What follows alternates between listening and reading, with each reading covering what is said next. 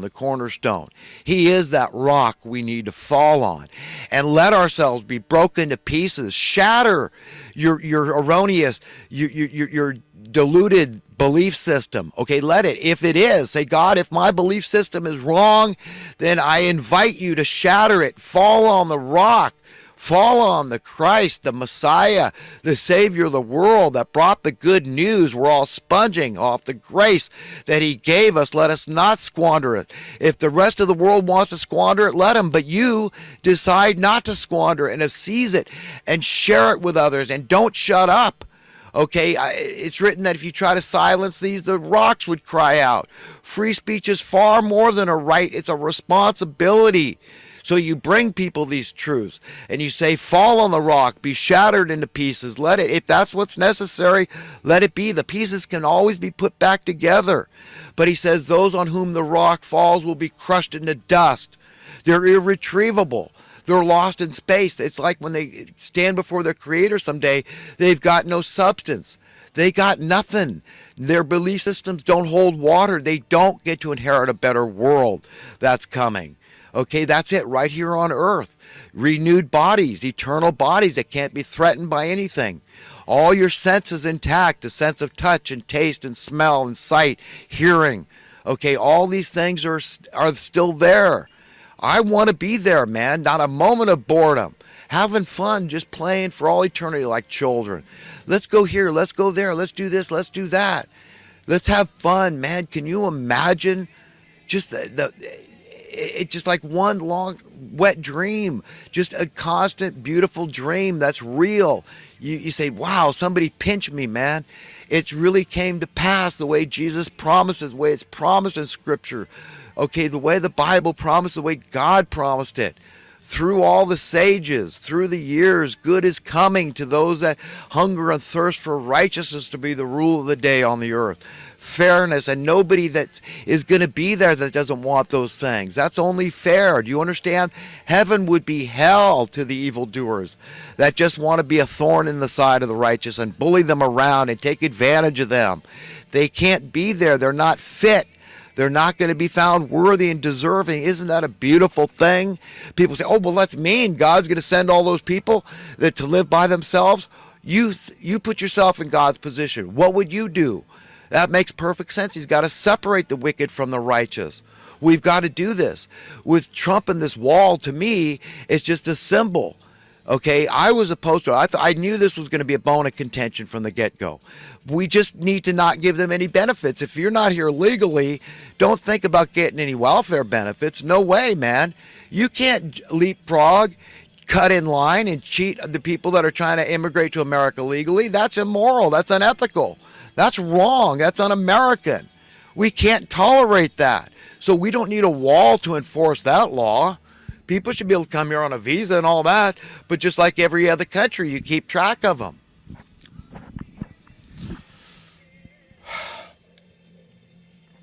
There's rules for a reason, folks. Okay, just like if you were playing any game, you don't want to play that game if there are no rules. If you're a fair-minded person that doesn't like to cheat, that doesn't want to cheat, and doesn't want anybody else to be able to cheat if they've got that evil lurking in their heart that they want to cheat.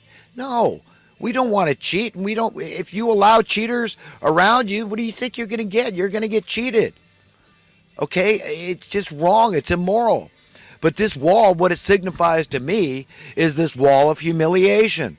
This is what's going to get the Mexican leadership, not just the Mexican leadership, but all the Latin American nations, all their leadership, it's going to get their attention, okay? And it's going to be humiliating to them. And that is the best thing that could come of this thing. Okay, that's what it does. And Trump may not even know it. He probably does.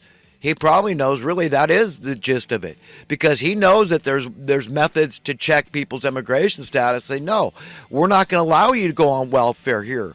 We've got our own native sons and daughters. I mean, it's outrageous at this point in history. This is outrageous.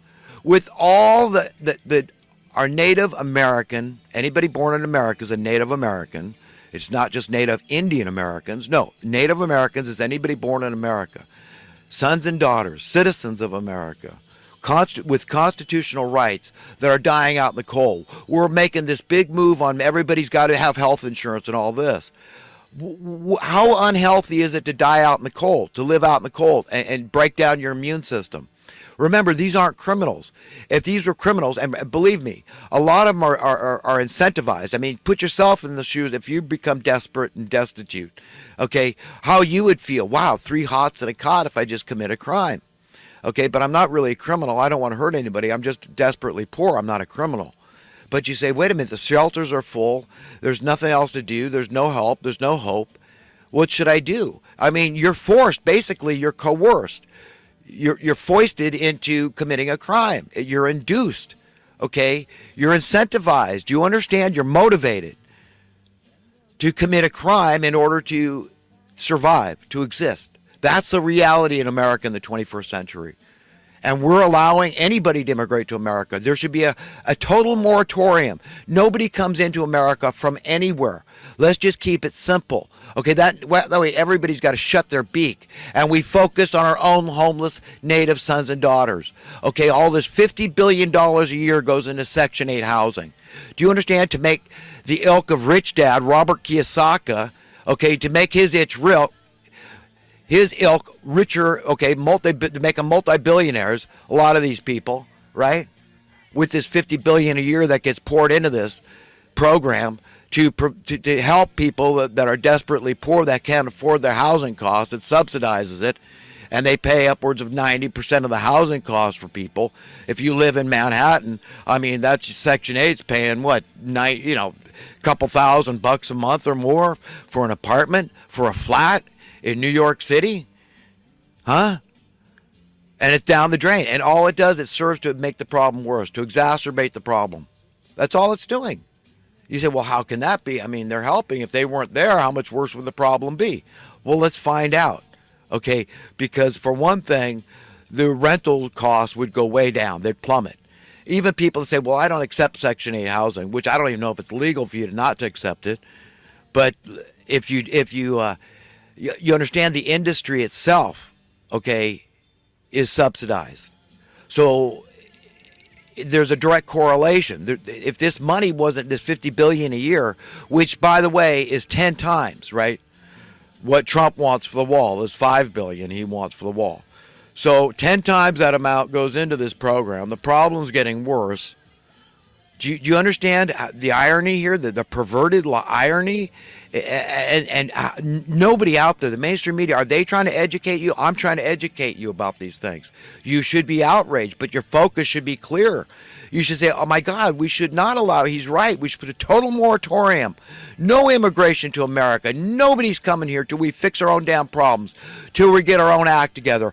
We're useless. You teach best by example. We're useless to other nations in teaching them anything. This idea that we're some shining light example, the land of opportunity, the exemplification of a land of milk and honey, all this crap goes right out the window.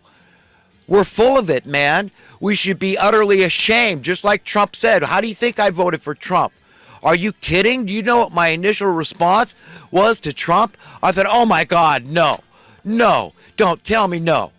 That was it. I didn't know a damn thing about Trump.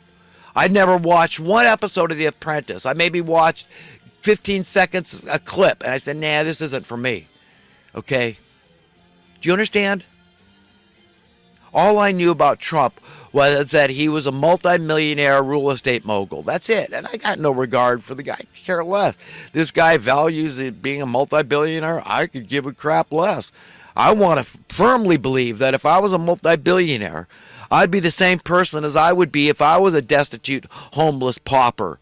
Okay, that's it, man. That's called having a soul. That's having you know, understanding you value your character. You want to build up to be the person you really want to be, not topically, egoistically, superficially, but deep down in your heart and your soul, the marrow thereof. That person that you want to be. You want substance. You want to be approved from on high. You want to find joy and peace and comfort and encouragement. You want to be happy and free. You want to be safe and secure. You want all those good things that we all want. A child understands this stuff. Okay, so yes, be who you really want to be, deep down in the marrow of your heart and your soul and your spirit and your mind. Not what you want on the surface. And ask God for help, and I guarantee it, I promise you, 100% money back guaranteed. Okay, time guaranteed. I'll give back whatever time you waste asking God for the truth, the whole truth, nothing but truth. And say, look, if my belief systems are erroneous, if I'm self-deceived, if I'm deluded in my belief system, my credo, my philosophy, then show it to me, God. Reveal it to me. As traumatic as it may be, I'm going to fall on the rock of my salvation. I'm going to allow myself to be metaphorically broken into pieces, knowing that those pieces can be put back together. But I just don't want to be that one on whom that rock falls and crushes into dust, irretrievable bits of atomized dust, okay, that's going to be spread to the four winds, and I'm going to exist no more because there's no substance, nothing worth saving. So I'm just going to go to the dust heap of history and go to this lower place in Hades or hell or wherever, Dante's infernal-like place, the nine circles of hell, some awful place where I'm stuck with people of my own ilk, okay, with my own mindset and belief systems, okay, like-minded people, okay. So I don't want to be in that place, okay. Think how miserable it'd be. Could you imagine? I mean, what kind of an island would you want to be stuck on? One with a bunch of money lenders, okay, where that's it, man. That's all I want to do. You know, reminds me of the Seinfeld episode with Kramer. This is it, man. I've got to be a banker. I mean, I'm bent on it. Every one of us. Just imagine if all of America was bent on being a money lender. And that's it, man. Nothing else is going to satisfy us.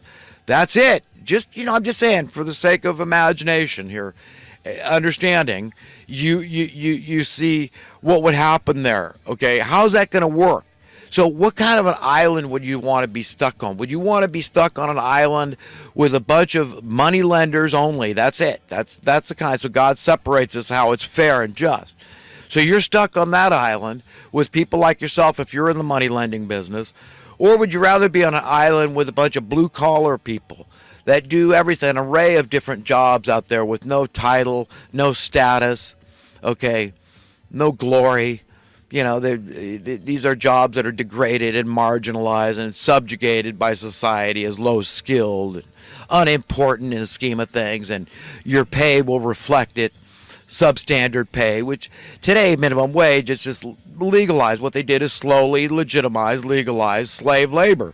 That's it.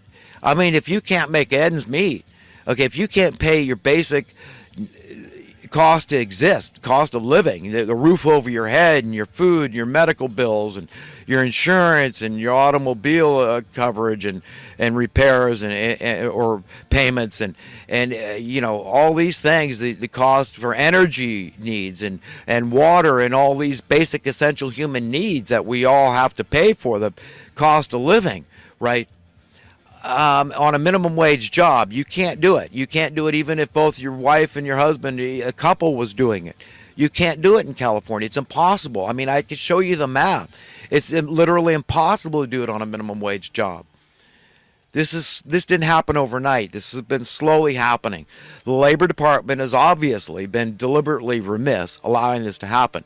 It would have acted like a check and balance if they had every year without fail given a commensurate cost of living adjustment. That way employers rightfully would have complained and said, what do you mean by law I got to give my... Then they would have cared about the cost of living inching up through market manipulation, price rigging, price fixing. This is collusion of special interest groups that benefit from driving your cost of living up, okay, because it goes in their pocket, you understand? So they don't care if there's inflation as long as that translates to profits for them. Do you understand the motivation why people would shoot themselves in the foot? They don't care. It's not my foot. I'm making you shoot yourself in your foot. I'm dragging you along. I'm forcing you to play this rigged game. Do you understand how it works? So you understand this thing didn't happen overnight. I see it as clear as the light of day. Do I hear anybody else talking like me? No. And I'm sickened by it. I'm left flapping in the wind like some kind of radical. I'm thinking, I'm not. I'm logical. I'm reasonable. I turn to God for the information I get. And he's the one giving it to me. He's the one that gave me my brain, allowed me to think. And I know that a child that can understand this stuff, it's so simple and logical, the stuff I'm talking about. And yeah, I might digress, and sometimes I get excited. It might be a little less than cogent and not so easily to comprehend all the time. But you get the gist of what I'm trying to convey here. It's not difficult.